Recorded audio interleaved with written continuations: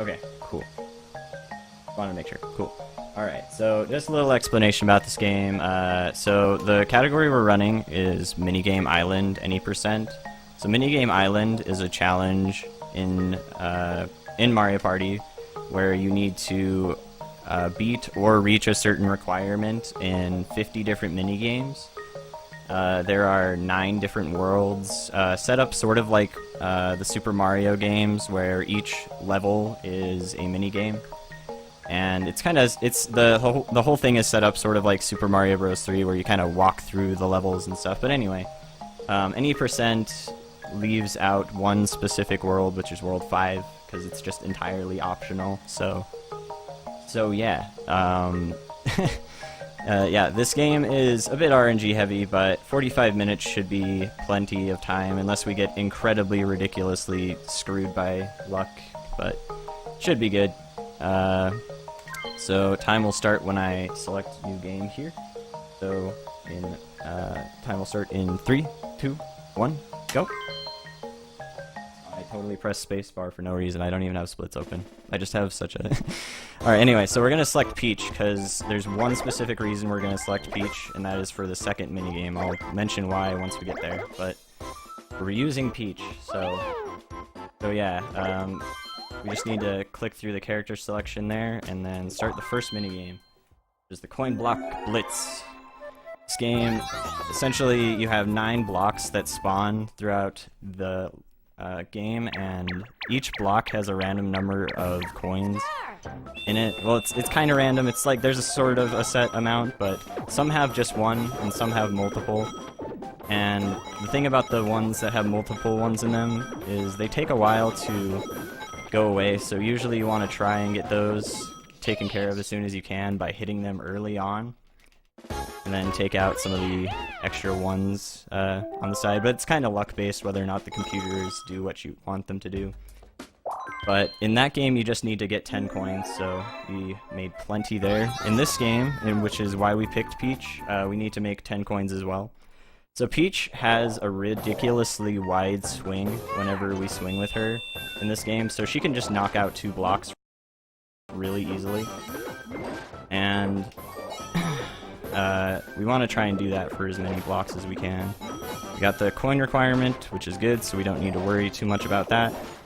And then we just let them pick up the other coins, and we want to make sure not to get too many coins, because it'll just take extra time for our coin counter to go up. So we try to just get as few coins as we can, which is nice.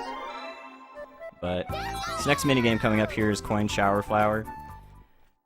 This game, it has actually a set pattern that the coins fall in, so we just kind of try to do this well. We just make sure to keep count, that's all.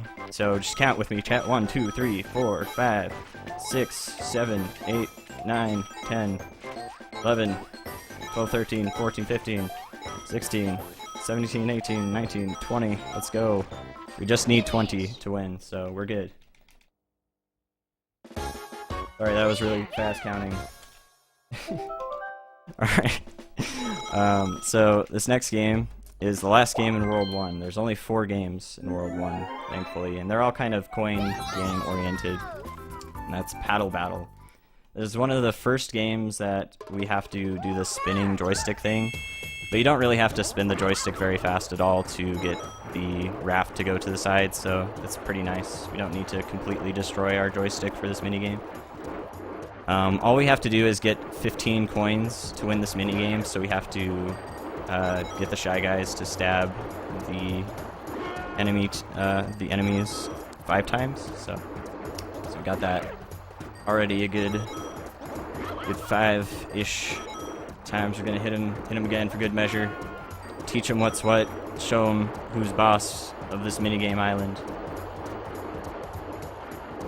Alright, and then we're just gonna raft to the end. No biggie. Gonna try not to get hit anymore, because getting hit does slow us down a little bit. But we're super safe, so it's all good. So in that minigame, you get 3 coins for stabbing their side, and they get 3 coins for stabbing your side, so either way, dude, 69 coins, nice. Okay, so now we're getting on to the second world, which starts with Memory Match. Memory Match is just totally random, which squares pop up, so we just hope we get a good pattern and also not be stupid and not forget. So we got that shell. We got bad luck with Bowser there, so we already know where Bowser is. Alright, so we got shroom, fine shroom, shroom. We got the flower. Okay, we got the flowers, that's nice. Alright, so we got another vine shroom. Gonna go down here. Alright, good. Got the shell, and then now we just need to get the last mushroom. So that wasn't the worst nice, it totally was the worst. I spoke too soon. I missed the ground pound, that's pretty bad. But either way, that wasn't the worst pattern. You can definitely save like around like 7 seconds or so compared to what I just got there if you get really, really good luck. Alright, next game, ground pound. Excellently named minigame. We got kind of bad luck here. You want to get as many of the poles in the middle as possible. So like 5 poles in the middle is really nice, but the pattern's not too bad. We just need to ground pound all of them and not take too long doing that. We can kind of do this last one really quickly so we spend less time walking at the end there. It's very nice. World 2 is pretty luck-based. There's a lot of RNG elements to it that can really, if you're trying to go for a record in this game, can actually really just make or break your run if you get really unlucky. This game, for example, has 2 different patterns that you can get, 2 different courses. We actually got the shorter course, which is really nice. I'm gonna listen here just so I don't die. You need to not go too quick or else you fall and die, and that sucks a lot. So so we made it through that. Getting the quicker course is actually really nice because that saves you about 6 or 7 seconds compared to the longer course, and it's just pure luck whether or not you get the longer one or not. So. Alright, musical mushroom. This game is you know, it's kind of like musical chairs, except there's 1 chair and like 4 people violently trying to make their way to it. This game is just pure luck, whether, like, it's just luck how long this music track lasts. That was actually really quick, so that was nice. Pure luck how long that lasts, so just good, yeah, have fun. So that was actually really good luck, though. So this World 2 is not too bad. The memory match was a little questionable, but other than that, it's pretty solid so far, so it's nice. Alright, coming to the last minigame in World 2, Piranha's Pursuit. So in this game, we are skateboarding, and the enemies are trying to water the piranha plant with the cloud, and it'll keep getting bigger and bigger, but essentially it can never reach us if we just mash B, and this is just an auto-scroller, so it's nothing too crazy, but yeah, so, I don't know. You guys ever just, like, think to yourself, man, that guy on the left right there, that guy'd be a really good Smash character. I want to play as that guy in Super Smash Bros. I think about that a lot.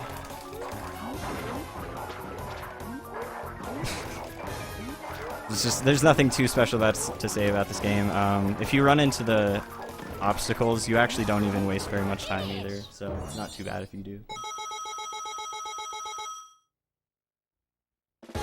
Yeah, Skateboard Scamper, the mashing games are a bit of a hassle sometimes. Thankfully they're fairly forgiving in Minigame Island, but on the board games they can be a lot worse.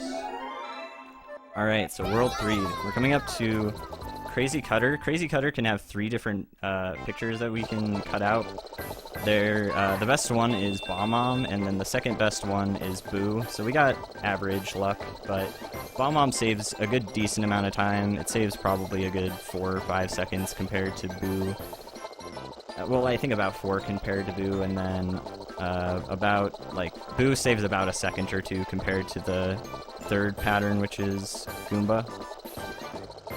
We just hope the computers don't take too long. If the computers end up doing worse than the required 80 points to win the game, then you actually do save some time on lag reduction, but they all won, so. Nothing to save there, really. Thankfully, we just didn't get the Goomba pattern, so that's cool. Oh, hey, this next game's fun. Buried Treasure. This game is just complete luck where this buried treasure is, and we just have to hope that we get it. And we need to hope that it goes quickly as well. So I'm just gonna dig and mash and hope that we find it quickly. Alright, so we got a sign, so that helps. That'll at least kind of point us in the right direction. Good. We only took 8 seconds, that's not too bad. It was in the rock, which is kind of bad luck. We did have to dig quite a bit, but considering that was not actually that bad, so... Nice. Alright, Desert Dash. This game is fun. This game has some really in-depth strats. Like, honestly, you guys probably wouldn't even begin to believe how crazy the strats are. So, first you hold right, and then you hold left, and then right, and left, and right, and left, and right, and left, and right, and left, and right, and left, and right, and left, and right, and left. And you make sure, if you get good luck, you'll make it past that thwomp without any trouble, but, yeah. If he does smash down, that's actually just bad luck. It's pretty much just random whether or not you make that cycle or not, so that's cool. So that's Desert Dash. Alright, so this is the first ridiculous stick spinning game. The faster you spin the stick, the faster this game ends. So, also we're cosplaying as Bowsette. I hope you guys are ready for the return of Bowsette. That was a good meme. Alright, we could have saved like maybe half a second on that, but 3 seconds is pretty good. So, that's nice. Can't really go too much faster than that, but... Yeah, another just reason why this game was not, I don't know, I mean like, it just destroys your N64 controllers, it's just bad. It just annihilates them. Great. Alright, so we're on to the last game in World 3, which is Teetering Towers. This game can be a little tricky because you need to make sure not to jump too early on some of the towers or else you'll fall, and you don't want to jump too late or else you'll fall. So one thing we try to do to save a little bit of time on lag is if we go to the side here and have as few pillars showing on the screen as we can, then that'll save a little bit of time just because it won't have as many pillars loaded on screen. So that's nice. Made it to the end of World 3, that's good. Still haven't lost yet, which is nice, but with a couple of the mini games, it's almost inevitable. But we'll see. We can definitely potentially make it out deathless. So, all right, World 4. World 4 is neat. It has a couple of fairly long mini games, but the thing is, normally, so the funny thing about this game is, in Minigame Island, if you take World 5, you can go from World 2 directly to World 5, and then from World 5 right to World 6, but the thing is, World 5 is so ridiculously long and has so many minigames that are long and really luck-based that playing through both World 3 and 4 is faster than playing through World 5. On average, as far as I'm aware, there is not really any faster way to get, like, as far as, like, unless you get ridiculously and, like, astronomically good luck for World 5, it doesn't really compare on average at all. So going through World 4 is definitely a good bit better, but yeah, bobsled run's neat. You just kind of go through. You hit speed boosts. You don't fall. Make sure you get to the end. If you can, one thing you can do to save time on this is if you make sure to run the computers against the wall at the beginning. If you're going like the same speed as them at the beginning, you can ram them into the wall, and they'll take longer to get to the end. And if they don't make it to the end, you can actually save a little bit of time on that. Like they'll end up just running against a wall close to the end, and you don't have to watch their death animation, which is, well, it's not a death animation, but them spinning out and crashing, which is kind of nice. So, anyway, we're on to Skateboard Scamper now. This game's kind of interesting. At the beginning, it's an auto-scroller where you just need to, you know, just not fall You just need to jump over these thwomps. It doesn't really matter how fast you do it, as long as you're not like falling behind and everyone else is falling behind at the same time. I think then it can kind of go a little slower, but generally it's about the same speed. And then once you get over a certain number of thwomps, then you need to mash to get there faster at the end. And then if you get there quicker at the end, then you just win. Pretty much just need to mash fast enough. As far as I'm aware, it's not too bad. I pretty much never lose that, so it's pretty consistent, I think. Alright, we're on to the next mashing game, Handcart Havoc. This game can be a bit annoying on both parts, your part and the computer's parts, because you can fall off kind of easily if Mario decides to suck, but it's pretty easy to make sure that doesn't happen. One thing that's really nice, though, is if the computers decide to die, like if they fall off, that saves you like a good 10 seconds or so on lag reduction, depending on where they fall off. Like if they fall off there, then you can save a good 10 seconds on just lag reduction on this game alone, because this game lags so much. But sadly we didn't get it, so they can fall off over here as well, but they didn't, so alright, we didn't get any lag reduction, so that's about 10 seconds that we could have saved, but it's just pure luck whether or not you get it, so.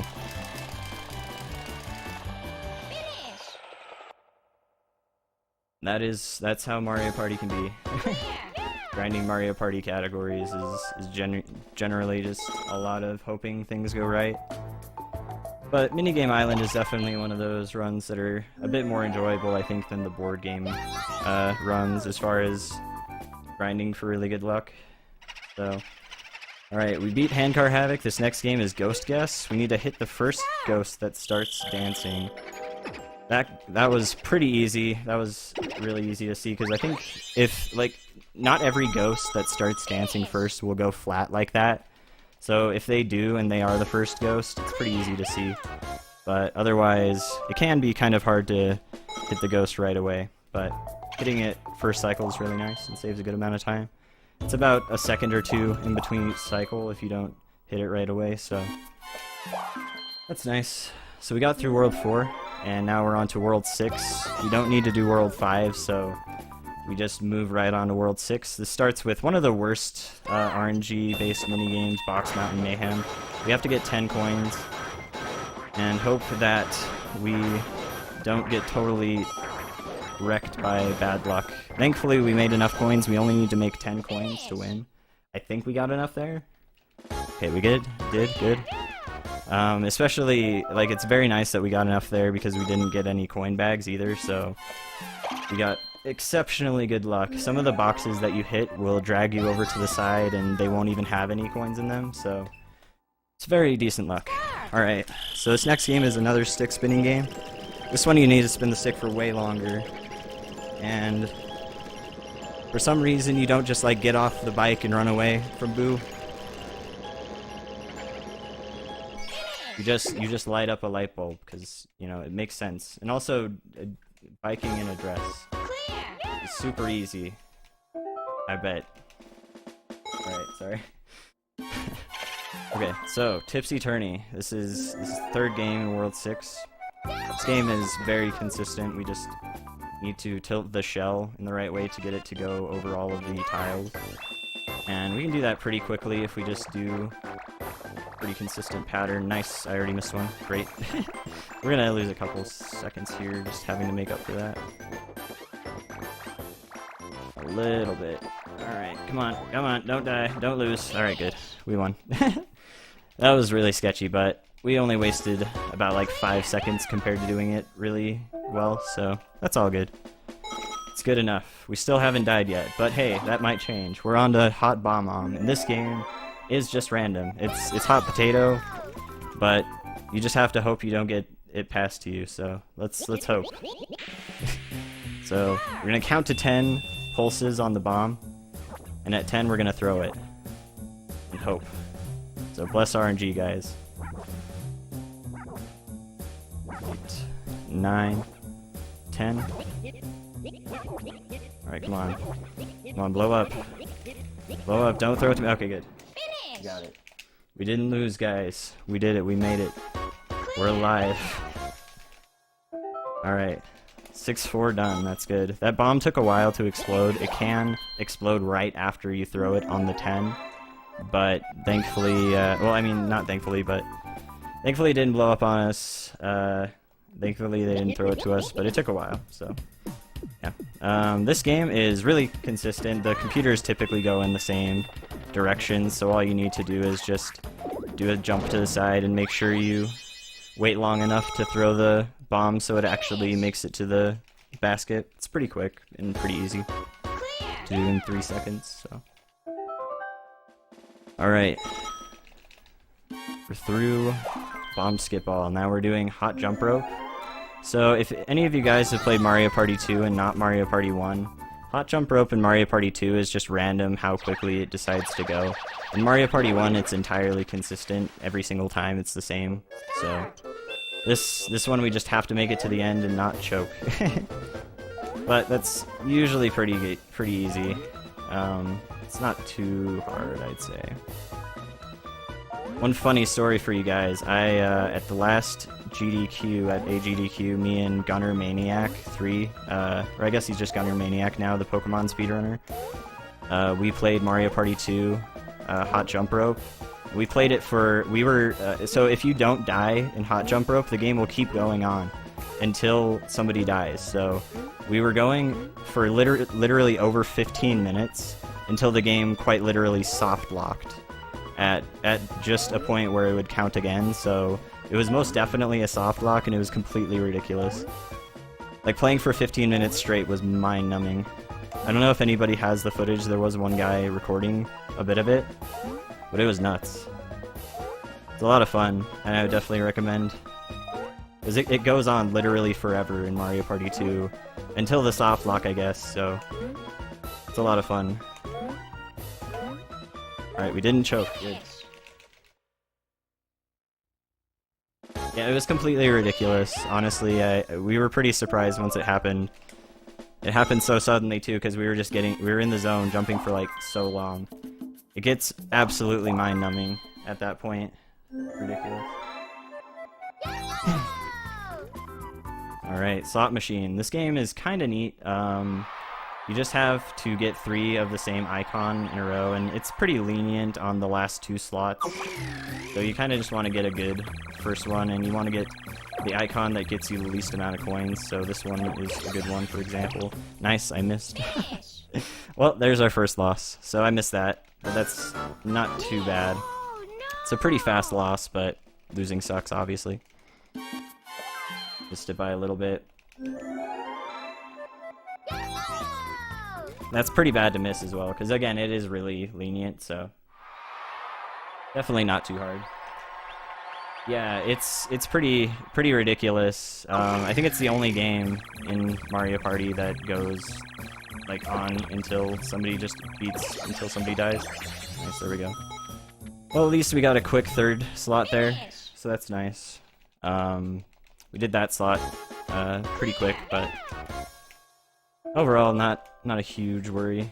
Still keep it going. World 7 is definitely a bit tough for some people, and I don't know. I definitely say slots can be a little tough if you're not too familiar with the timing, but overall not too bad. Nice, we got really good luck on the positioning here with DK. So in this game, you have to make at least 15 coins, but the thing is, there's no way to make 15 coins, so you have to make 20. Oh shit. No, we didn't grab him right. DK is so bad. Oh man, rip. This game is actually a little ridiculous in Mario Party 1 because you have to have such precise, or not super precise, but like pretty precise aiming over the character or else you'll drop them. So that was my bad. I was getting super greedy with that. Alright DK, round 2, let's go. Don't screw me this time. We can do this. Alright, I'm just gonna move over to the side a little bit. Alright, and then you just need to mash the right way, and you should be fine. As long as he isn't shaking, you should be completely fine. Finish! Nice. Alright. So we're through that game. The claw game can be a little tricky for sure. It's just precise positioning and then hoping you get somebody closer to the pipe, because the farther away they are from the pipe, it just takes so long for them to get back. Alright, pipe maze, here we go. So we need to get the treasure chest back to me, and the way we do that is by funneling it through these pipes, and we need to get it to my end, and I'm quite sure I picked the right one there, which I did. Good. That game can be a little tough, because the pipes go by pretty quickly, so it's probably one of the harder games in Mario Party 1, I'd say, but if you get used to it, it's actually pretty easy. It genuinely doesn't take too much effort after you've learned, like, I don't know, to me it doesn't really take too much, so. You can definitely learn. Anyone can learn. If I can, anyone can, I think. I don't know. Alright, bowl over. This game sucks on Mario Party 1, okay? So, this game is so unbalanced on Minigame Island, so you need to hit all 3 of them, and hope none of them get stuck like Wario did. Let's see. Yeah, and you need to knock down all 3 computers in one shot, and you need to hope that they decide to not be in a terrible positioning like that. And then another thing about bowl over is there are 3 different courses you can get, and one is a good bit longer than the other 2. And that's the windy course there. Let's see if we get it this time. We didn't get it. Oh, we did get it this time, sorry. Alright, so we're gonna let him jump over a little bit there. So that should be a good enough pattern. We should be able to get all of them unless one of them decide to bail here. Yeah, we're good. Yeah, it's a little tough if the computers decide to be in just really bad positions, because you can end up wasting like 10 or 20 seconds having to wait for them to get unstuck or something if you want to guarantee a win instead of just throwing it and hope they get to the middle. So alright, so we're through bowl over, which is good. That game can definitely be a hassle, but now we're on to Whack-A-Plant. This game's kind of interesting. So whenever a lot of plants are on the screen, the game will lag a good bit. So we're gonna definitely try and take out these piranha plants as soon as we can. The game just ends quicker as well if we take out these piranha plants quicker. But we do get to a point where it's slower for us to actually hit all of them, so we're gonna not hit this round, because it just takes so long for us to hit it, and once we hit the last few, it'll actually be slower. So then we just want to hit these last piranha plants, and the game will actually end a tiny bit sooner once you hit the very last piranha plant, which is nice.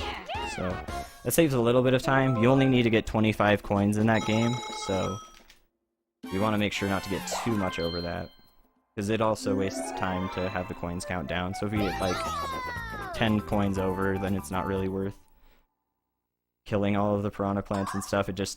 The time save just kind of cancels out. Alright, we're at the end of World 7, and this game's pretty simple. We just have to hit the control direction on the beat, so whenever the square reaches the side that we need to press, we just press it on time, and then we pass the game. It's pretty easy, as long as the computers don't do, like, none of the computers do perfectly, we should win every single time, so as long as we just do the timing right, it's all good. And that is World 7. And now we just have 2 worlds left, World 8 and World 9. World 8's actually pretty consistent, but it has some cool strats, so I'll make sure to explain those. Right, we're getting to the top of this castle. This, by the way, if you guys didn't know, this whole setup of Minigame Island, there's a big castle. At the top of this castle is kind of like Bowser enemies kind of themed games. Ready? So, in this game, there's a really cool strat to save time. This game is normally an auto-scroller, and it is an auto-scroller anyway, but you can kill all of your teammates. And what that will do is make way less boos spawn. So only 2 boos will spawn. They're stuck together right there. But having less boos on screen will actually make the game lag quite a bit less, and also having none of your teammates on screen also lags the game. Like, it doesn't lag the game. God, I'm sorry, I am flustered a little bit. It lags the game to have the computers on screen as well, but killing them helps, sorry. I'm bad at explaining things, I'm sorry guys. Alright, so we get to the end. That's awesome, great. We're done. We're good. Saved a little bit of time. It saves a couple of seconds compared to getting through the whole game with a bunch of ghosts around, and also your teammates, and it's just way easier. The strat is ridiculously easy to exploit, because the computers on your team will always line up against the wall there if you run against the wall like that, so. Alright, so we're at Grab Bag. This is another game that's on Mario Party 2, but this game in Minigame Island, we just need to get 15 coins, so we just need to get about 3 coin bags. Make sure we don't get our coins stolen from us too much, because we need them. So, don't need to worry too much though, because we legitimately have a ridiculous amount of time to do this, so we should be able to. Not getting the most amazing luck so far on this though. Alright. A lot of the computers I'm going for just keep getting sniped by other computers. Alright, we should be alright here though. Got a chain on DK. Alright, we're good. We're good. Alright, now we just hope they run in this circle. Alright, come on. Do the spin cycle. Oh, they won't do it. Yeah, if you end up getting the computers spaced in a certain way, they'll actually just end up running in circles indefinitely, and you can just stand there doing nothing and not have to worry about anything, but we had to spend that time getting coins, so I didn't get to show all that off. That's a little sad. It's pretty funny, but either way, not a big deal. Next game we're coming up to here is called Keep Away. So this game's pretty easy and very straightforward, in a sense, you could say. And all you have to do is hope that the little Koopa things don't get in your way and don't knock the key out of your hand. And if they do knock the key out of your hand, you have to hope that they don't grab it. So it's not too hard, you just hold up, and that's it. Unless they get in your way, and then you don't. Alright. So that game's fun. That's a good minigame. Next up is the, what is it, Bowser's Big... not Bowser's Big Blast, that's the battle game. Balloon Burst, that's what it is, yeah, sorry. I'm bad at remembering names. So, in this game, Balloon Burst is kind of a different looking Bowser, and it's a 4-player game instead of a 2v2. But in this game, you want to pump down as much as you can, and then once you're pumping back up, once the little pump thing flashes, then you just pump it back down, and that'll save the most time. Basically, you just try and time it to where you see the flash, and if you have... I didn't save as much time as I could there. I could have saved like a second more, but there's not really too much time to work with there. You have like... You can take about 20 seconds before the computers will win that game, so... You just have to do it quick enough. It's not too hard. Alrighty, so we're on to Facelift. Everybody in chat, try to make this face. Alright, so the fun thing about Facelift in Mario Party 1 is pretty much all of them are the same faces, or not, they're not like so there's only like a couple different kinds of faces you can get. Like about, I'd say, maybe 4 or 5 different patterns of faces.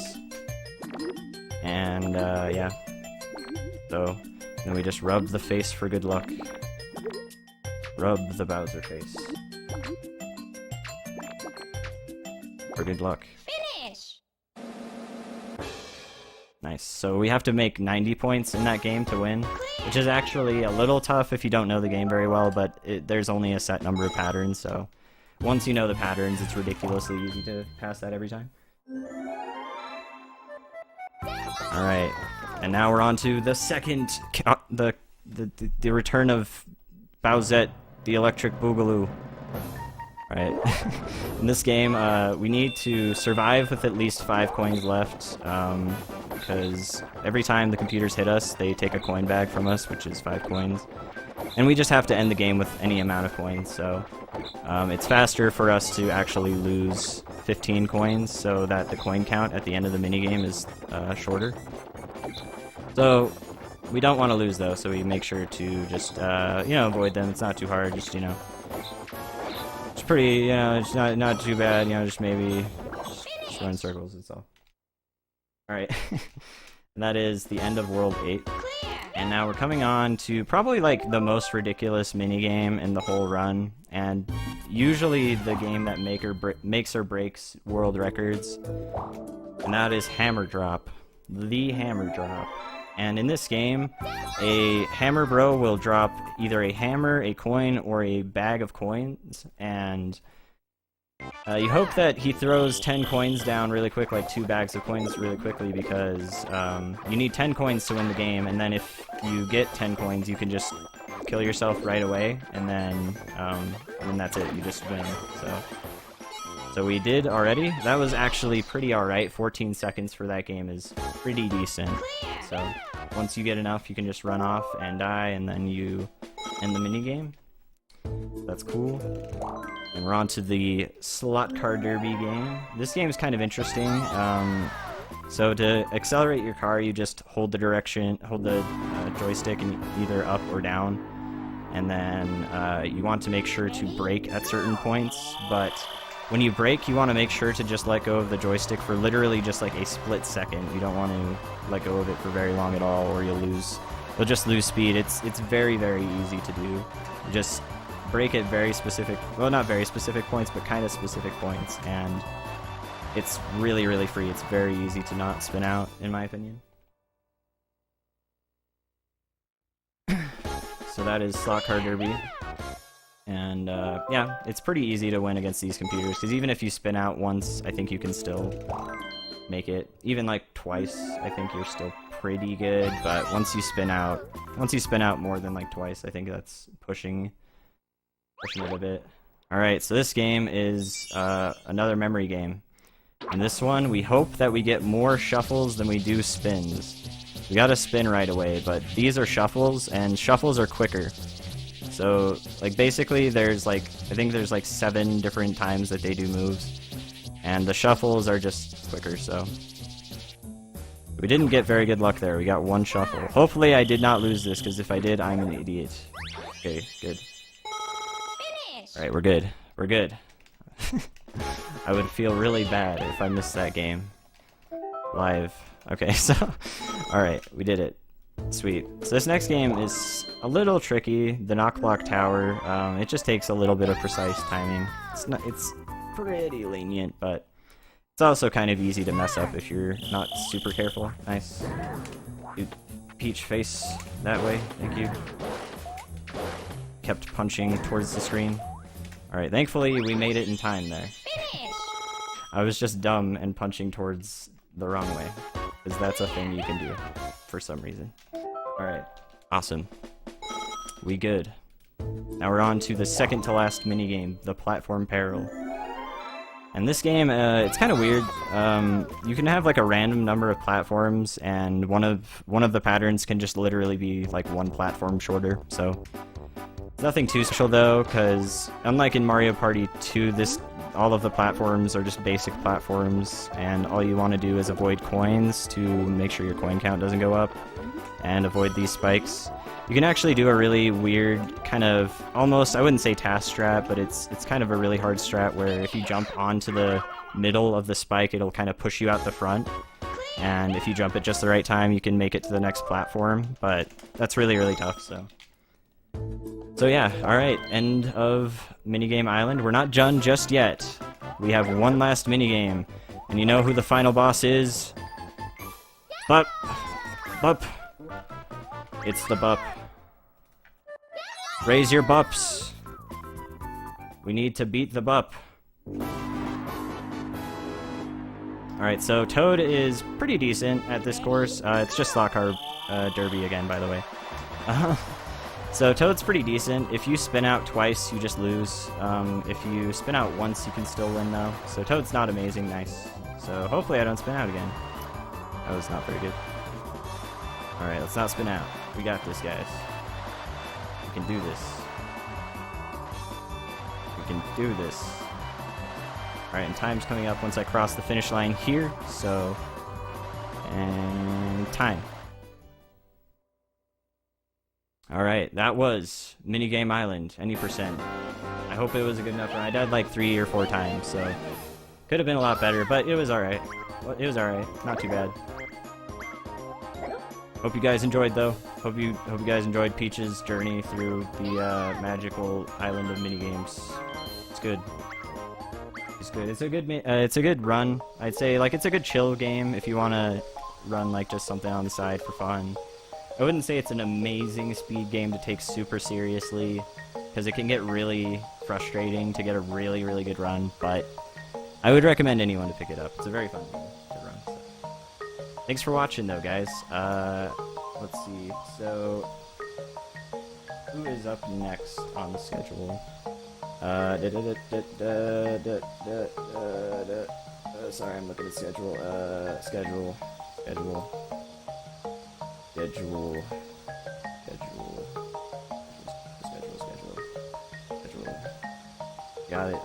I got it. Okay. Next person up is, we got a race between Christerius and Rythan, and it's going to be Yonoid 2 Game of the Year Edition. That sounds amazing. If you guys don't know what Yonoid is, you guys are going to be hyped. I'm sure they're going to go into it, so I'd highly recommend watching the Yonoid run coming up here, and all the runs coming up here as well, if you can stay for as long as you can. Alright, thanks for having me, guys. Hope you enjoyed this Mario Party 1 run.